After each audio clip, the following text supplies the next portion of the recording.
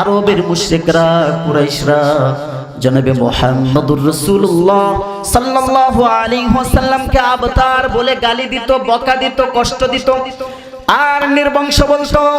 যেরকম আবুল আহাব, দেখেন আবুল আহাব, যে আবুল আহাব শিশুকালে নবী করিম সাল্লাল্লাহু আলাইহি ওয়াসাল্লাম যখন জন্ম হয়েছিলেন, ভূমিষ্ঠ হয়েছিলেন, এই খুশির সংবাদে দাসী সুয়াইবাকে মুক্ত করে দিয়েছিল।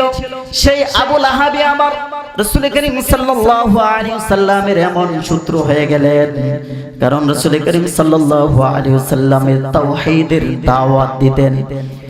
যখন রাসূল করিম সাল্লাল্লাহু আলাইহি ওয়াসাল্লামের পুত্র সন্তানগুলো ওফাত বরণ করলেন, ইন্তেকাল হয়ে গেলেন, এই আবুল আহাব মক্কার গড়ে গড়ে গিয়ে, কুরাইশদের গড়ে গড়ে গিয়ে বলে, ও কুরাইশের লোকেরা,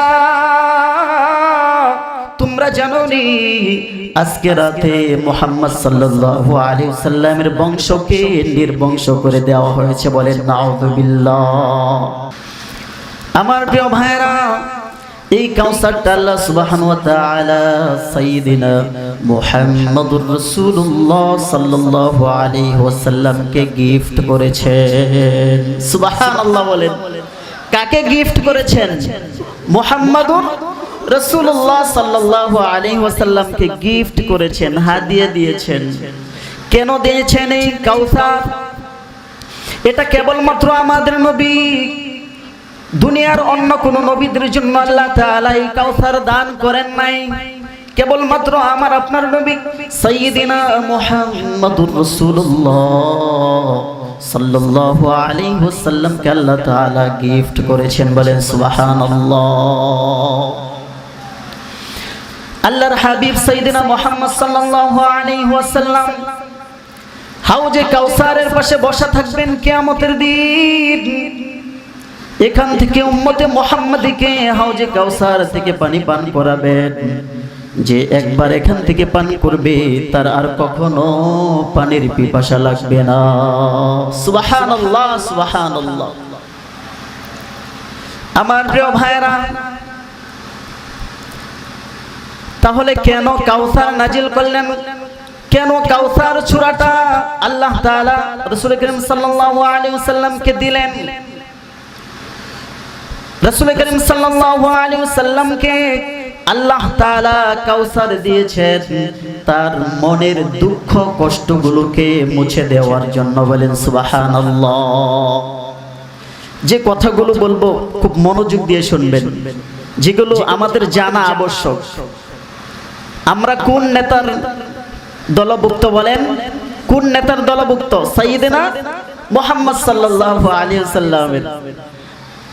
জিয়ার সৈনিকেরা যদি জিয়ার 14 গোষ্ঠীর খবর রাখতে পারে, শেখ মুজিবের সৈনিকেরা যদি শেখ মুজিবের 14 গোষ্ঠীর খবর রাখতে পারে, আর আমরা মুহাম্মদুর রাসূলুল্লাহ সাল্লাল্লাহু আলাইহি ওয়াসাল্লামের উম্মত হয়ে তার বংশ পরম্পরা, তার কয়জন ছেলে ছিল, মেয়ে ছিল, স্ত্রী ছিল, সে সম্পর্কে আমাদের জানার অধিকার আছে না? অবশ্যই আছে। আর যদি নাই জানি তাহলে কিসের দলভুক্ত, কিসের আশিকে রাসূল হলাম আমি আপনি? কথা বলেন ঠিক কিনা? আমার প্রিয় ভাইরা, নবী করিম সাল্লাল্লাহু আলাইহি ওয়াসাল্লামকে আল্লাহ তাআলা সকল কষ্টগুলো মুছে দেওয়ার জন্য আল্লাহ তাআলা সূরা কাউসার দিয়েছেন, কাউসার দান করেছেন। বলে কেমনে রাসূল সাল্লাল্লাহু আলাইহি সাল্লামের মনে কষ্ট ছিল? আমার প্রিয় ভাইরা, আরবের ভূমিতে, আরব বিশ্বে যখন কোনো ব্যক্তির পুত্র সন্তান হতো না, অথবা হলেও মৃত্যুবরণ করত, অথবা কোনো ব্যক্তির পুত্র সন্তান যদি অনেক দেরিতে হতো, তাহলে তাকে আবতার বলা হতো। কি বলা হতো? আবতার বলে কষ্ট দেওয়া হতো। আমার প্রিয় ভাইরা, রাসূল করিম সাল্লাল্লাহু আলাইহি ওয়াসাল্লামের মোট সন্তান ছিল ছেলে এবং মেয়ে মিলিয়ে 7 জন। কয়জন ছিল? কয়জন ছিল? জোরে বলেন। 7 জন ছিল ছেলে এবং মেয়ে। আমার প্রিয় ভাইরা, সন্তানগুলো, ছেলে সন্তানগুলোকে আল্লাহ তাআলা শৈশবেই ইন্তিকাল করিয়েছেন, শৈশবেই উঠিয়ে নিয়েছেন, অর্থাৎ শিশুকালে ইন্তিকাল করে দিয়েছেন। প্রথম সন্তানের নাম ছিল কাসেম। কি নাম ছিল? কাসেম, এই উপাধিতে সাইয়্যিদিনা মুহাম্মদুর রাসূলুল্লাহ সাল্লাল্লাহু আলাইহি ওয়াসাল্লামকে বলা হতো আবুল কাসেম, অর্থাৎ কাসেমের বাপ, কাসেমের আব্বু। আবুর অর্থ কি? বাবা। আবুল কাসেম মানে কি? আবুল কাসেমের পিতা, বাবা। দ্বিতীয় সন্তান ছিল আব্দুল্লাহ। তিনি নবুয়ত পাওয়ার পরে আল্লাহ সুবহানাহু ওয়া তাআলা রাসূল করিম সাল্লাল্লাহু আলাইহি ওয়াসাল্লামের ঘরে দান করেছিলেন। তার নাম ছিল আব্দুল্লাহ। তার লকব ছিল, তার উপনাম ছিল তাহের বা তয়্যব। আর তৃতীয় পুত্র সন্তানের নাম ছিল ইব্রাহিম। কি নাম ছিল বলেন? ইব্রাহিম ছিল। তিনি মিশরীয় দাসী মারিয়া কিপ্তিয়ার গর্ভ থেকে গর্ভজাত হয়েছিলেন। তার নাম ছিল ইব্রাহিম।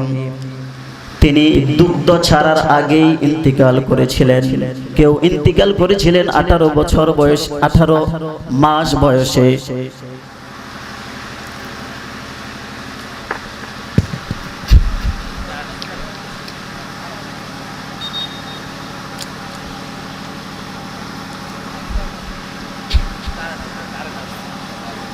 আরে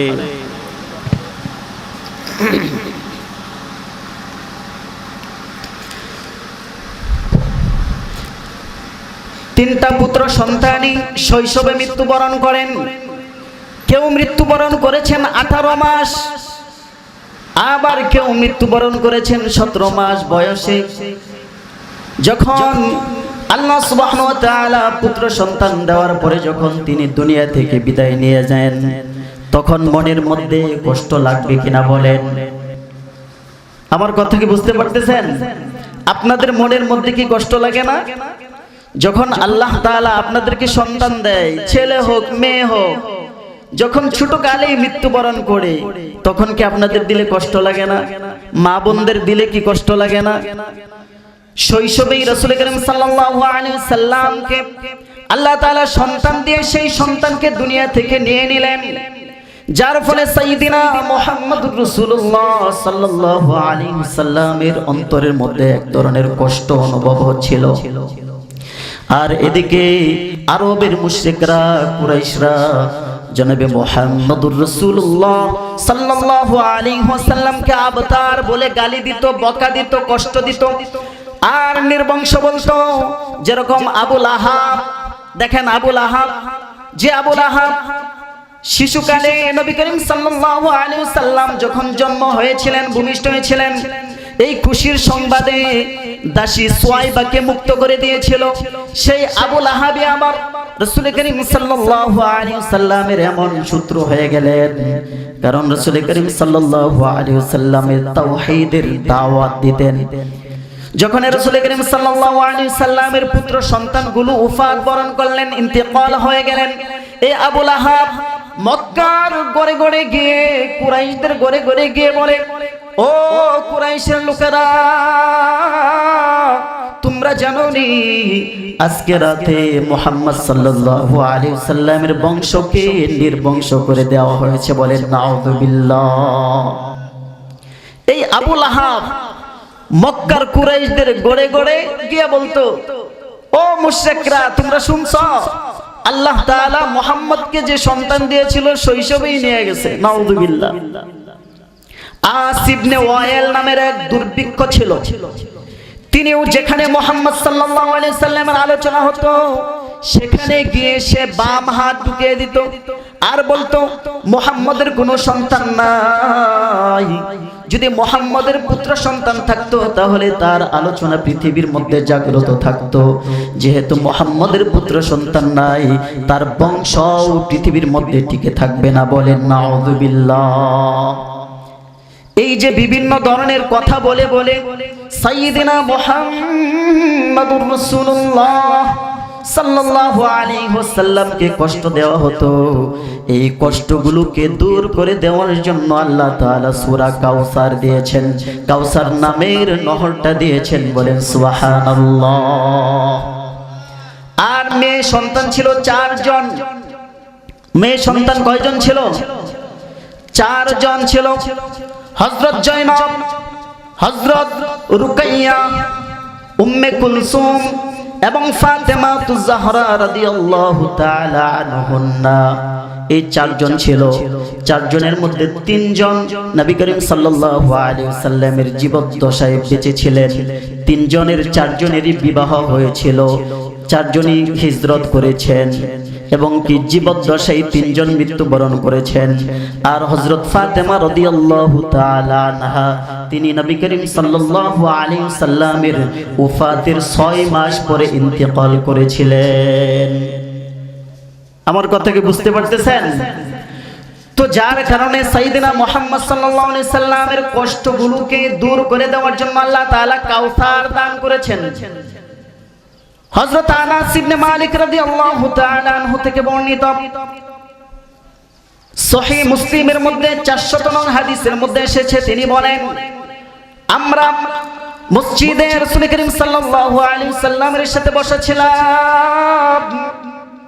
রাসূল করিম সাল্লাল্লাহু আলাইহি সাল্লাম তন্দ্রা ভাব ছিল, ঘুম আসে নাই। হঠাৎ করে সাইয়েদনা মুহাম্মদ রাসূলুল্লাহ সাল্লাল্লাহু আলাইহি ওয়াসাল্লাম হেসে দিলেন। সুবহানাল্লাহ বলতেন না? রাসূল করিম সাল্লাল্লাহু আলাইহি সাল্লাম কি করলেন? হেসে দিলেন।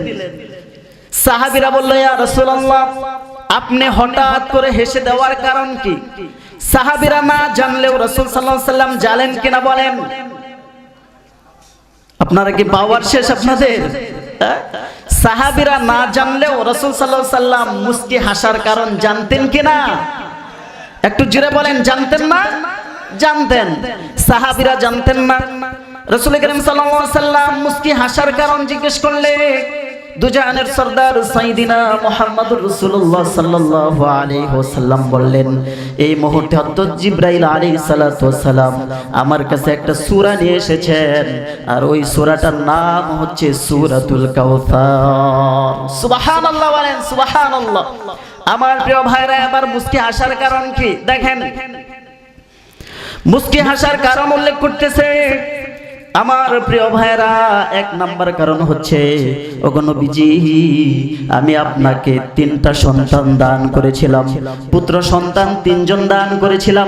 তাদেরকে শৈশবে আমি দুনিয়ার জমিন থেকে উঠিয়ে নিয়েছি। এখন আপনার অন্তরের মধ্যে কষ্ট আছে, কষ্ট। আমি এই কষ্টগুলোকে দূর করে দেওয়ার জন্য কাউসার দান করে দিয়েছি। বলেন সুবহানাল্লাহ। যার কারণে রাসূল করিম সাল্লাল্লাহু আলাইহি ওয়াসাল্লাম মুস্কি হেসে দিয়েছেন।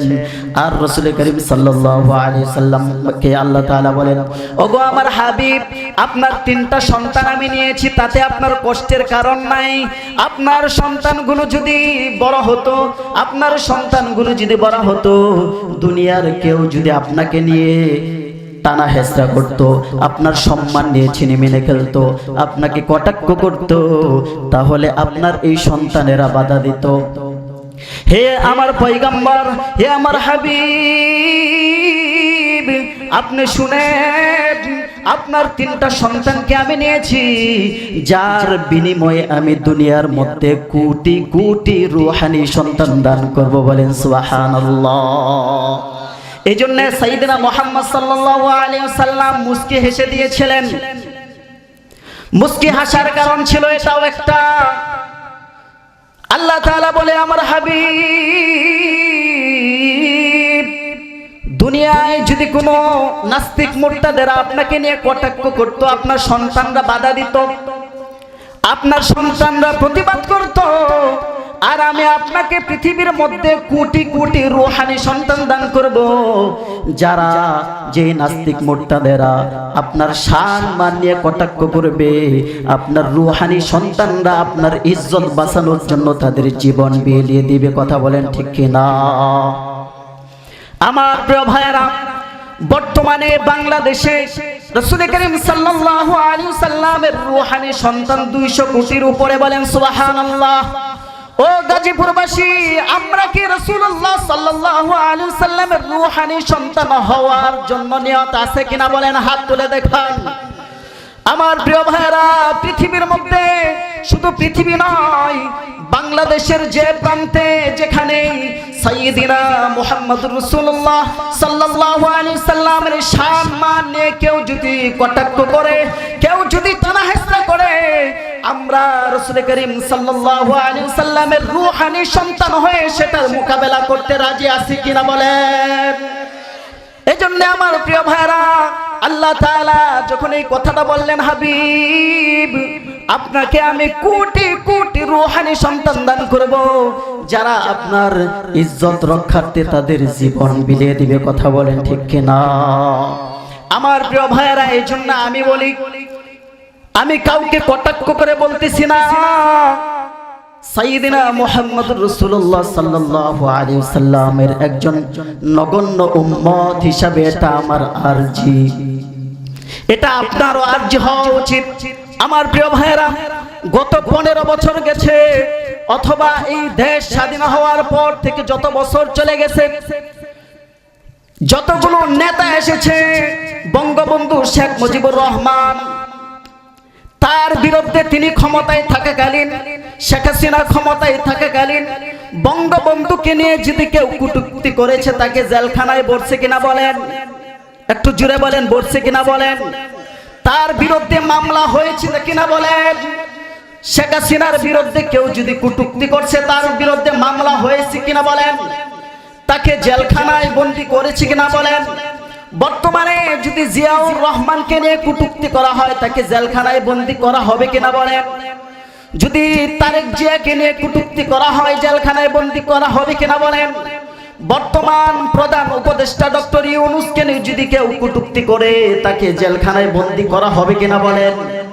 যে কোনো উপদেষ্টার বিরুদ্ধে কটূক্তি করলে, তার মান সম্মান নিয়ে কটূক্তি করলে তাকে জেলখানায় বন্দী করা হবে।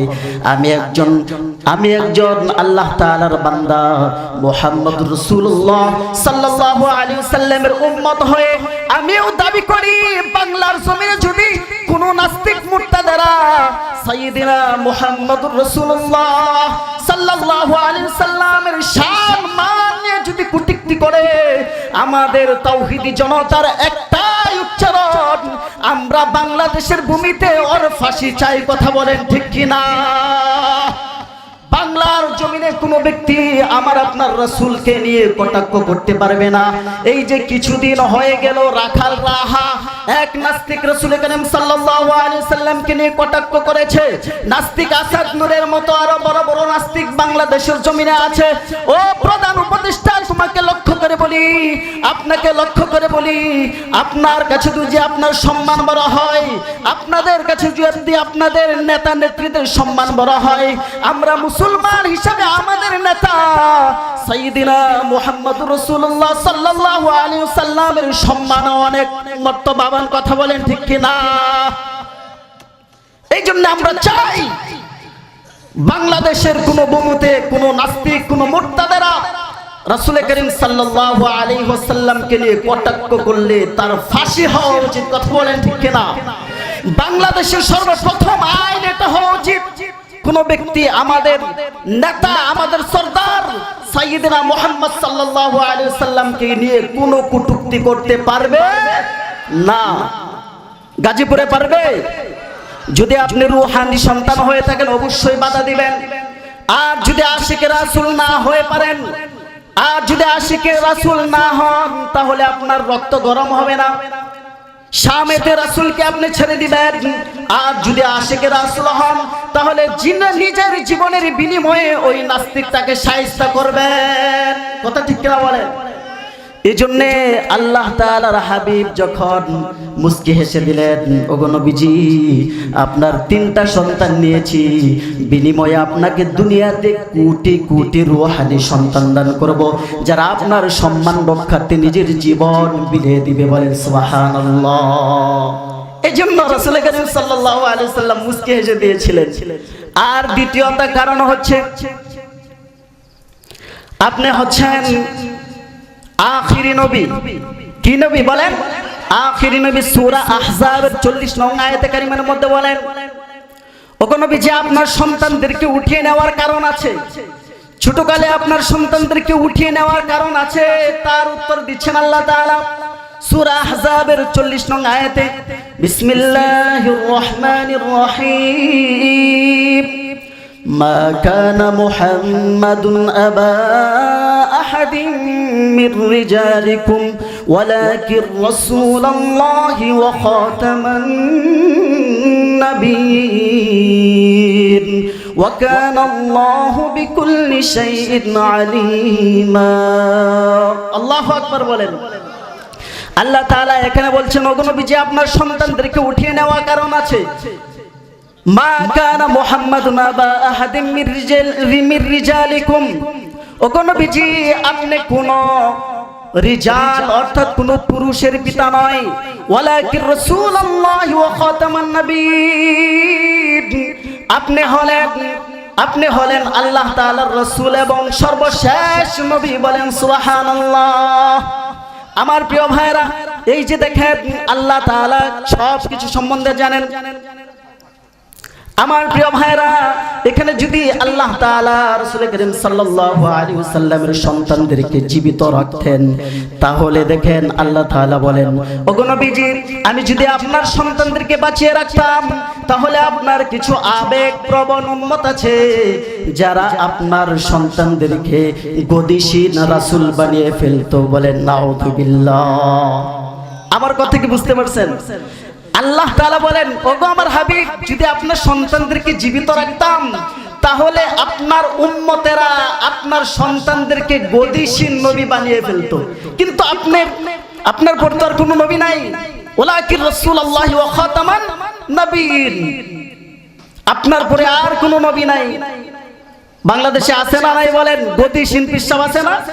কোন যোগ্যতা নাই। পীরের আপনারা আবেগ প্রবণ উম্মতেরা তাদেরকে নবী বানিয়ে ফেলতো। বলেন নাউযুবিল্লাহ।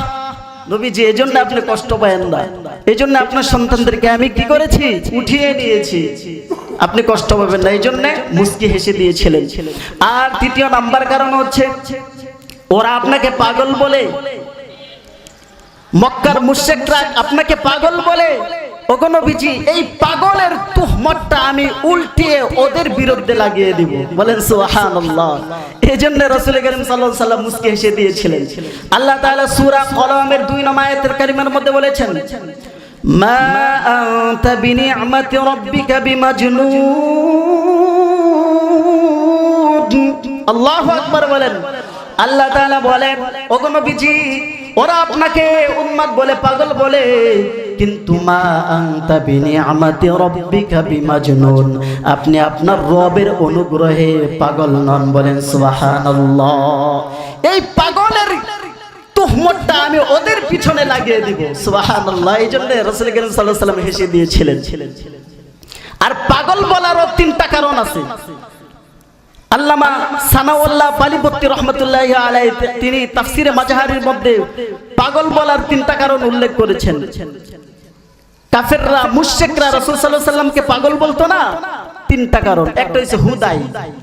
একটা কি? হুদাই। আপনি সুস্থ মানুষ, এই যে কাজী সাহেব উনি একদম সম্পূর্ণ সুস্থ মস্তিষ্কের একজন মানুষ, অত্যন্ত ভালো মানুষ।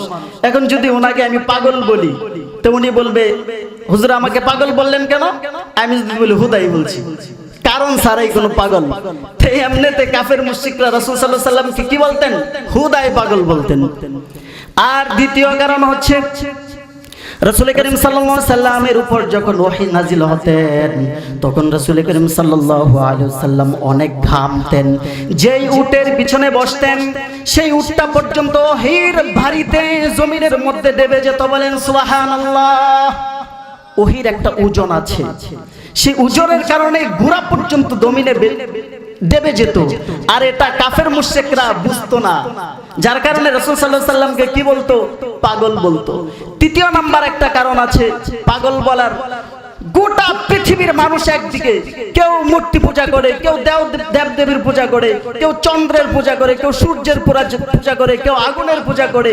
পৃথিবীর সব পূজার একদিকে, আর মুহাম্মদুর রাসূলুল্লাহ সাল্লাল্লাহু আলাইহি ওয়াসাল্লাম বলে, আমি এইগুলা কিছুই মানি না, আমি শুধু মানি লা ইলাহা ইল্লাল্লাহু মুহাম্মাদুর রাসূলুল্লাহ। আমি এটা মানি। এই জন্য কাফের বেঈমানরা রাসূল সাল্লাল্লাহু আলাইহি ওয়াসাল্লামকে কি বলতেন? পাগল বলতেন। আর আল্লাহ তাআলা বলে, ওগো নবীজি আপনি পাগল নন, আপনি আমার দিকে তাকান, আপনার রবের কথা শুনেন। মা আনতা বিনিআমাতি রাব্বিকা বিমাজনুন, আপনি আপনার রবের রহমতে অনুগ্রহে পাগল নন। সুবহানাল্লাহ বলতেন না? সুবহানাল্লাহ সুবহানাল্লাহ। এবার আসেন, সাহাবীরা বললেন ইয়া রাসূলুল্লাহ তাহলে হাসির কারণ এটা? রাসূল করিম সাল্লাল্লাহু আলাইহি সাল্লাম বললেন হ্যাঁ, এগুলো এজন্য আমি মুস্কে এসেছি। অতঃপর সাইয়্যিদিনা মুহাম্মদুর রাসূলুল্লাহ সাল্লাল্লাহু আলাইহি ওয়াসাল্লাম আল্লাহ তাআলার সূরাটা শুনিয়ে দিলেন সাহাবীদেরকে। ইন্না আ'তাইনাকাল কাউসার ফাসাল্লি লিরাব্বিকা ওয়ানহার ইন্না শানিআকা হুয়াল আবতার। এই সূরাটা তিলাওয়াত করে শোনালেন। অতঃপর রাসূল করিম সাল্লাল্লাহু আলাইহি সাল্লাম সাহাবীদেরকে বললেন, ও সাহাবীরা তোমরা কি জানো কাউসার কি জিনিস? কাউসার কি? সাহাবীরা বললেন ইয়া রাসূলুল্লাহ আমরা জানি না, আল্লাহ এবং তার রাসূল সাল্লাল্লাহু আলাইহি ওয়াসাল্লাম ভালো জানেন। কে জানেন? আল্লাহ এবং তার রাসূল করিম সাল্লাল্লাহু আলাইহি ওয়াসাল্লাম ভালো জানেন, আমরা এই বিষয়ে কিছু বলতে পারবো না। তো রাসূল করিম সাল্লাল্লাহু আলাইহি ওয়াসাল্লাম কাউসারের বৈশিষ্ট্য বর্ণনা করেন। সহিহুল বুখারী হাদিস নং হচ্ছে 6579। عن عبد الله بن عمرو رضي الله تعالى عنه قال قال النبي صلى الله عليه وسلم حوضي مسيرة شهر ماؤه أبيض من اللبن وريحه أطيب من المسك وكيزانه كنجوم السماء من يشرب منها فلا يظمأ أبدا। হযরত আব্দুল্লাহ ইবনে আমর রাদিয়াল্লাহু তাআলা আনহু থেকে বর্ণিত, তিনি বলেন রাসূল করিম সাল্লাল্লাহু আলাইহি ওয়াসাল্লাম বলেন হাউজে কাউসারের বৈশিষ্ট্য বর্ণনা করতেছে। কে বর্ণনা করতেছে? রাসূলুল্লাহ সাল্লাল্লাহু আলাইহি ওয়াসাল্লাম। কথাগুলো মনোযোগ দিয়ে শুনবেন। কাউসারের হাউজে কাউসারের বৈশিষ্ট্য বর্ণনা করতেছে। কেমন হবে হাউজে কাউসারের বৈশিষ্ট্যটা? হযরত আব্দুল্লাহ ইবনে আমর রাদিয়াল্লাহু তাআলা আনহু থেকে বর্ণিত, তিনি বলেন قال النبي صلى الله عليه وسلم حوضي مسيرة شهر। রাসূল করিম সাল্লাল্লাহু আলাইহি ওয়াসাল্লাম বললেন আমার হাউজে কাউসারের দূরত্ব হবে 1 মাসের সমান বড়। সুবহানাল্লাহ বলেন, 1 মাসের সমান বড় হবে হাউজে কাউসারের দূরত্ব। সুবহানাল্লাহ সুবহানাল্লাহ। মাউহু আবিয়াদু মিনাল লাবানি, তার পানি হবে দুধের চেয়েও সুবর। সুবহানাল্লাহ। দুধ কি সাদা? এর চাইতেও ফর্সা নির্মল সাদা হবে হাউজে কাউসারের পানি। ওয়ারিহুহু আতিয়াবু মিনাল মিসকি, এবং তার ঘ্রাণ হবে মিশকে আম্বরের চাইতেও সুগন্ধিযুক্ত। বলেন সুবহানাল্লাহ। ওয়া কিজানুহু কানুজুমিস সামাই, এবং তার পান পাত্র হবে আকাশে তারকারাজি সংখ্যা তুল্য। সুবহানাল্লাহ সুবহানাল্লাহ। অর্থাৎ আকাশে তারকারাজি যত সংখ্যক, এই পানি পান করার জন্য পাত্র হবে তত সংখ্যক। সুবহানাল্লাহ সুবহানাল্লাহ। মান ইয়াশরাবু মিনহা ফালা ইয়াযমাউ আবাদান, যে ব্যক্তি সেখান থেকে একবার পান করবে তার আর কখনো পানির পিপাসা লাগবে না। বলেন সুবহানাল্লাহ। আরেকটু জোরে বলেন না সুবহানাল্লাহ। তাহলে এই হাউজে কাউসারের দাম আছে না নাই বলেন? আমি আপনি মনে করতেছি আরে মুহাম্মদ সাল্লাল্লাহু আলাইহি সাল্লামের সন্তান সব আল্লাহ তাআলা নিয়ে গেল, মুহাম্মদ সাল্লাল্লাহু আলাইহি সাল্লামের মনে কষ্ট, কষ্ট দূর করে দেওয়ার জন্য আরেকটা সন্তান দিলেই তো মনের কষ্ট কি হয়ে যেত? দূর হয়ে যেত। কি বলেন? এটার বিনিময়ে পানি দিল আল্লাহ। কি বলেন? হ্যাঁ, প্রশ্ন জাগে না? আল্লাহ তাআলা 3 পুত্র সন্তান নিয়ে গেল, এইটার বিনিময়ে আল্লাহ তাআলা পানি দিল। এটা কি হইল নাকি? উল্টা হইল না সম্পূর্ণ? তো বলে আমার প্রিয় ভাইরা, দুনিয়ার একটা সিস্টেম দেখেন, যখন চৈত্র মাস পড়ে দেখেন আসমান থেকে যে সূর্যের তাপটা আসে, তখন খেতে খামারে কাজ করেন কিনা আপনারা? করেন না? যখন খেতে খামারে কাজ করেন, রাজমিস্ত্রির কাজ করে, ইট যারা ভাঙ্গে, হ্যাঁ, তাদের কি পানির পিপাসা লাগে কিনা বলেন? লাগে না? সূর্যের 12টা মুখ থেকে একটা মুখ দিয়ে এখন পৃথিবীতে দিচ্ছে, তাপ দিচ্ছে। আর হাসরের ময়দানে এই সূর্যের তাপটা 12টা মুখী জমিনের দিকে ফিরিয়ে দিবে এবং কি এই যে মাথার অর্ধ হাত উপরে কি চলে আসবে, সূর্য চলে আসবে, জমিনটা তামার মতো হয়ে যাবে। দুনিয়ার জমিন থেকে এখন পৃথিবীর আকাশ থেকে সূর্য থেকে একটা মুখ পৃথিবীর মধ্যে তাপ দিচ্ছে। এটার কারণে যদি আপনার জিহ্বা বের হয়ে যায় পানির পিপাসা, যদি আপনি পানি পানি পানি করেন, তাহলে কাল হাসরের ময়দানে যখন আল্লাহ তাআলা সূর্যের 12টা মুখ পৃথিবীর দিকে জমিনের দিকে দিয়ে দিবে, সূর্য যখন মাথার কাছে চলে আসবে, অর্ধ হাত উপরে যখন সূর্য থাকবে, মাথার মগজগুলো টকবক টকবক করতে থাকবে, তখন কতটুকু পানির পিপাসা লাগবে একটু চিন্তা করেন। এজন্য আল্লাহ তাআলার হাবিব সাল্লাল্লাহু আলাইহি সাল্লাম বুঝতে পেরেছেন আল্লাহ তাআলা আমাকে কি গিফট করেছেন, কি হাদিয়া দিয়েছেন। কাল হাসরের ময়দানে বুঝতে পারবেন যে পানির কত দাম। তো এই ছিল হাউজে কাউসারের বৈশিষ্ট্য। এবার আসেন হাউজে কাউসারের পরিচয় দিচ্ছে সাইয়েদিনা মুহাম্মদুর রাসূলুল্লাহ সাল্লাল্লাহু আলাইহি ওয়াসাল্লাম। হাদিস ফরমান, সহিহ বুখারীর হাদিস নং হচ্ছে 6581। عن انس بن مالك رضي الله تعالى عنه عن النبي صلى الله عليه وسلم قال بينما انا اسير في الجنه اذا انا بنهر حافته قباب الدر المجوف قلت ما هذا يا جبريل فقال جبريل هذا الكوثر الذي أعطاك ربك فإذا أو طينه مسك أذفر। হযরত আনাস ইবনে মালিক রাদিয়াল্লাহু তাআলা আনহু বলেন, সাইয়েদিনা মুহাম্মদ রাসূলুল্লাহ সাল্লাল্লাহু আলাইহি ওয়াসাল্লাম হাউজে কাউসারের পরিচয় দিচ্ছেন, পরিচয় করে দিচ্ছেন। রাসূল করিম সাল্লাল্লাহু আলাইহি সাল্লাম বলেন, বাইনা আসিরু ফিল জান্নাহ, আমি যখন জান্নাতে ভ্রমণ করছিলাম, ইযা হাফাতাহু কুবাবুদ দুররিল মুজাওয়াফি, ইযা আনা বিনাহরিন হাফাতাহু কুবাবুদ দুররিল মুজাওয়াফি, এমন সময় আমি একটা ঝর্ণার কাছে গেলাম, নহরের কাছে গেলাম, ওই নহরের দুই সাইডটা ফাঁপা মুক্তা দ্বারা গম্বুজ দ্বারা বেষ্টিত ছিল। বলেন সুবহানাল্লাহ। অর্থাৎ রাসূল করিম সাল্লাল্লাহু আলাইহি সাল্লাম বলেন, ইযা আনা বিনাহরিন হাফাতাহু কুবাবুদ দুররিল মুজাওয়াফি, আমি যখন জান্নাতে ভ্রমণ করলাম তখন একটা ঝর্ণার কাছে গেলাম, গিয়ে দেখি ঝর্ণার দুই পাশে ফাঁপা মুক্তার গম্বুজ রয়েছে। সুবহানাল্লাহ সুবহানাল্লাহ। তো আমি জিবরাইলকে জিজ্ঞেস করলাম, কুলতু মা হাদা ইয়া জিবরিল, ও জিবরাইল এটা কি? ফাকালা জিবরিল, জিবরিল আলাইহিস সালাতু ওয়াস সালাম বলে, হাদাল কাউসার, এটা হচ্ছে হাউজে কাউসার, আল্লাযী আ'তাকা রাব্বুকা, যেটা আপনার রব আপনাকে গিফট করেছেন। সুবহানাল্লাহ সুবহানাল্লাহ। ওগো নবীজি, এটা হচ্ছে হাউজে কাউসার, আপনার রব আপনাকে গিফট করেছেন, হাদিয়া দিয়েছেন। সুবহানাল্লাহ সুবহানাল্লাহ।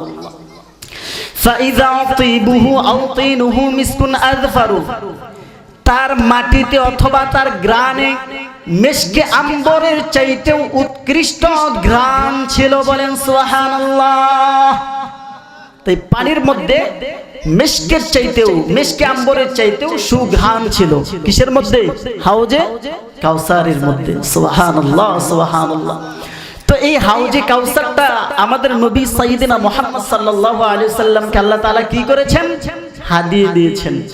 এবার আসেন, এই যে মুহাম্মদ সাল্লাল্লাহু আলাইহি ওয়াসাল্লাম উম্মতদেরকে অনেক ভালোবাসেন না? কি বলেন? এখনো মদিনায় শুয়ে শুয়ে ইয়া উম্মতি বলছেন কিনা বলেন? বলতেছেন না? বলতেছেন। মুহাম্মদ সাল্লাল্লাহু আলাইহি ওয়াসাল্লাম উম্মতের জন্য এখনো উম্মতি বলে আল্লাহ তাআলার কাছে ফরিয়াদ করেন উম্মতদেরকে maaf করে দেওয়ার জন্য। অথচ কাল হাসরের ময়দানে এই কিছু কিছু মানুষদেরকে আল্লাহ তাআলা এই হাউজে কাউসার থেকে তাড়িয়ে দেবেন। নাউজুবিল্লাহ বলতেন না?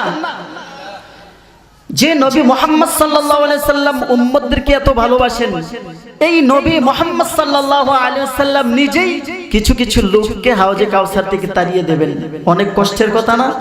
অথচ নবী মুহাম্মদ সাল্লাল্লাহু আলাইহি সাল্লাম আমাদেরকে কত ভালোবাসেন দেখেন। আমার প্রিয় ভাইরা, হাদিসটি এসেছে সহিহ বুখারী 6593 নং হাদিস। عن أسماء بنت أبي بكر رضي الله تعالى عنها قالت قال النبي صلى الله عليه وسلم إني على الحوض حتى أنظر من يرد علي منكم وسيأخذ ناس دوني فأقول يا رب مني ومن أمتي فيقال هل عشرت ما عملوا بعدك والله ما برحوا يرجعون على أعقابهم। হযরত আসমা বিনতে আবু বকর রাদিয়াল্লাহু তাআলা আনহা থেকে বর্ণিত, তিনি বলেন রাসূল করিম সাল্লাল্লাহু আলাইহি ওয়াসাল্লাম ইরশাদ করেছেন, ইন্নী আলাল হাউদি, নিশ্চয় আমি হাউজে কাউসারের পাশে থাকব, নিশ্চয় আমি হাউজে কাউসারের পাশে থাকব। হাত্তা আনজুর মান ইয়ারিদু আলাইয়া মিনকুম, এবং তোমাদের মধ্য থেকে যারা আমার কাছে আসবে আমি তাদেরকে দেখতে পাবো। কে বলতেছেন? সাইয়্যিদিনা মুহাম্মদ সাল্লাল্লাহু আলাইহি সাল্লাম বলতেছেন যে আমি হাউজে কাউসারের পাশে থাকব, কিয়ামত দিবসে আমি হাউজে কাউসারের পাশে থাকব। তোমাদের মধ্য থেকে যারা আমার কাছে আসবে আমি তাদেরকে কি করব? দেখতে পাবো। তাদেরকে কি করব? দেখতে পাবো। ওয়াসায়ুখাদুনা সুমদুনি, এবং কিছু মানুষকে আমার সামনে থেকে গ্রেফতার করে নিয়ে যাওয়া হবে। আসামিকে, চোরকে, খুনিকে পুলিশরা গ্রেফতার করে কিনা বলেন? করে না? না আদর করে? কোন আসামি আছে আদর করে? আছে ভাই, বর্তমানে পাওয়া যায়। যারা অতীতে স্বৈরা শাসকের উত্তরসূরি ছিল, যারা স্বৈরা শাসন প্রতিষ্ঠা করেছে, আপনারা দেখেছেন, মিডিয়ার মাধ্যমে দেখেছেন, ইউটিউবের মাধ্যমে দেখেছেন, আলেমদেরকে যখন জেলখানায় বন্দী করা হতো পায়ে শিকল হাতে শিকল পরানো হতো। কথা বলেন ঠিক কিনা? দিনকে দিন রিমান্ড দিয়েছে, অথচ দেশের শত্রু এরা দেশকে ফকির বানিয়ে দিয়েছে। খুন, শত শত খুন রাহাজানি করেছে এরা, অথচ এরা জেল হাজত থেকে বের হয় দাঁত 32টা বের করে দিয়ে। কথা বলেন ঠিক কিনা? এদেরকে জামায় আদর করে, সবই টাকা, সবই কি টাকা। বুঝবা মজা? আলেমদের সাথে বিয়াদবি। আরে আলেমরা তো কাল হাসরের ময়দানে উকিল হবে, উকিল। আল্লাহু আকবার বলেন। আজকে না হয় পাওয়ারের চুটে আলেমদের সাথে তোমরা বিয়াদবি করতেছো, কিন্তু কাল হাসরের ময়দানে তোমাদের করা যাবে না। হাসরের ময়দানে তোমাদের অবস্থা খারাপ হবে। কথা বলেন ঠিক কিনা? আমার প্রিয় ভাইয়েরা, বর্তমানে যারা জেলখানায় আছে তারা খুব আরামে আছে। খুব কি আছে? আরামের মধ্যে আছে। তো আমার প্রিয় ভাইয়েরা, তো রাসূল করিম সাল্লাল্লাহু আলাইহি সাল্লামের সামনে থেকে ওয়াসায়ুখাযু নাসুন দুনি, আমার সামনে থেকে কিছু লোককে গ্রেফতার করে নিয়ে যাওয়া হবে। ফাকুলু ইয়া রাব্বি মিন্নি ওয়া মিন উম্মতি, আমি আমার রবকে বলবো, আয় আল্লাহ, আয় আমার রব, এরা তো আমার উম্মত, এরা তো আমার উম্মত, আমার লোক।